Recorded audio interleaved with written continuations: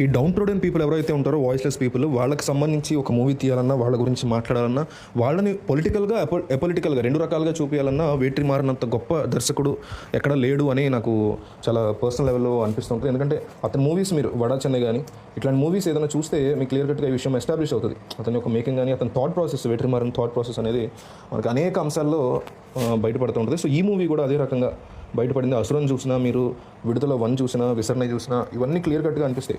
అంటే down ట్రోడెన్ under privileged కులాలని సమాజం ఎంత దారుణంగా ట్రీట్ చేస్తుంది, అధికారం ఉన్నంత మాత్రాన ఎంత వరస్ట్గా బిహేవ్ చేస్తారనే దాన్ని చక్కగా చూపించే క్రమంలో వేట్రిమారన్ ఎప్పుడు సక్సెస్ అవుతూనే ఉన్నాడు. విడుదల 1 కూడా అంతే నచ్చింది నాకు. విడుదల 1లో ఫస్ట్ 20 minutes మీరు విడుదల 1 చూస్తారో 2 చూస్తారో మీ చాయిస్, కానీ విడుదల 1లో అది ఆల్రెడీ G5లో ఫ్రీగా స్ట్రీమ్ అవుతుంది. విడుదల 1లో ఫస్ట్ 30 minutes మాత్రం చూడండి. కాంటా చూసి అక్కడ సినిమా ఆపేయండి.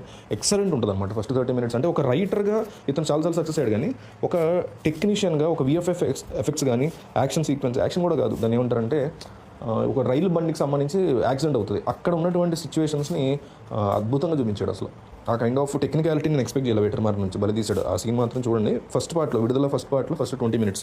సరే ఈ సినిమాకి వస్తే ఇది కూడా అదే లైన్స్లో చాలా ఎక్సలెంట్గా సాగింది. చాలా చోట్ల ల్యాగ్ ఉంది, సినిమా మొత్తం కూడా స్లో పేస్లో సాగుతుంది. అంటే ఇండియన్ సినిమా హిస్టరీలో తను మళ్ళీ ఎందుకు ఇంత గొప్ప నటుడని అందరూ అంటారు అని మళ్ళీ ప్రూవ్ చేసుకుంటూనే ఉంటున్నాడు విజయ్ సేతుపతి. ఇదే ఇయర్ మహారాజా ఇచ్చాడు, మళ్ళీ ఇప్పుడు విడుదలై పార్ట్ 2తో అతను ఒక టాప్ లెవెల్ పెర్ఫార్మర్ అని మళ్ళీ ప్రూవ్ చేసుకున్నాడు. నిజానికి మహారాజాతోనే నాకు తెలిసి నేషనల్ అవార్డు వస్తే బాగుంటుందని అనిపిస్తుంది పర్సనల్ లెవెల్లో. సో ఏమవుతుందో చూడాలి. ఇక మూవీ ఓవరాల్గా అద్భుతమైన స్లో పేస్తో సాగుతూ ఉంటుంది. బట్ ఇలాంటి కథకి అట్లాంటి స్లో పేసే కారణం సూరి కూడా తన పీక్ పెర్ఫార్మెన్స్ ఇచ్చాడు. అతని సినిమాని చాలా బాగా డీల్ చేయగలిగాడు.